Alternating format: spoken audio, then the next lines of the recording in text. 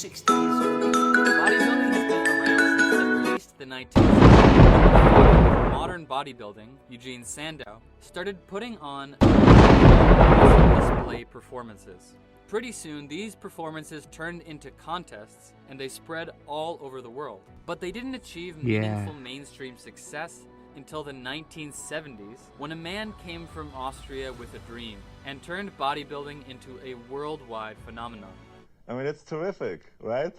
I'm in heaven. But he didn't do it naturally, and neither did the millions of people who tried to emulate him. After becoming one of the biggest movie stars on Earth, and even the governor of California, Arnold admitted to using steroids. In the almost 40 years since Arnold first burst onto the scene, it has now gotten out of control, and fake bodybuilders have gone to outrageous lengths to get built. Here are 10 of the most extreme cases. Hey, listen, if you don't know who I am, turn the video off right now. In the good old days, before CGI was what it is today, the Hulk had to be played by a real person. For a few years, that person was the bodybuilder Lou Ferrigno. Although he did more flexing than actual fighting in his Hulk, it was still an iconic role, and even 40 years later, it's inspired people all over the world, like the Brazilian bodybuilder Romario Alves, who calls himself the Brazilian Hulk. Not long ago, he was a normal enough guy, working as a security guard by day and working out in the gym in his free time. But to make the jump from muscular, normal person to the bulging Brazilian Hulk that he is today, he needed some unnatural help. So he turned to synthol. Synthol is a cocktail of oil, alcohol, and lidocaine, which is an anesthetic. It fills your muscles with oil, numbs them, and turns them hard, mimicking the appearance of properly developed muscles. Obviously, injecting this stuff into your body is bad news, and it has all sorts.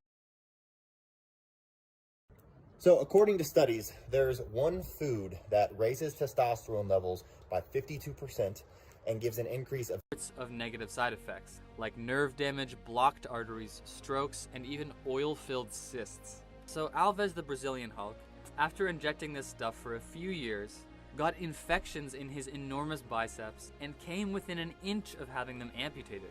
The doctor told me that they would need to amputate both arms, he said. Everything in there, all my muscles were rock. It was either that or cut all of my muscles out.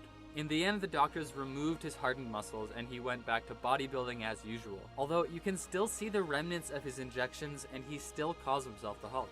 He posts videos on his Instagram account and YouTube channel all the time, looking very muscular and completely green. But Alves isn't the only Hulk. An Iranian man named Sajjad Garibi calls himself the Iranian Hulk. He's 6'2", which is definitely taller than average, but not tall enough to justify all of his 392 pounds. Although he's not as obviously bulbous and injected as his Brazilian counterpart, you don't just get this way by doing a few push-ups. There have been rumors circulating that the two Hulks could actually face off against each other in an MMA fight, but so far nothing has materialized. Although Alves has addressed it on Instagram with a message to the Iranian, "I'm going to rip off your head." Mustafa Ismail, also known as Egyptian Popeye and Big Mo, officially holds the Guinness World Record for biggest biceps in the world. But not everyone believes that his 31-inch biceps are real. It's obvious that they're out of the ordinary, but are they actually fake? Ismail himself has denied it. In an attempt to clear his name, he appeared in a Japanese TV documentary where he got blood tests and x-rays to prove that he is 100% au naturel.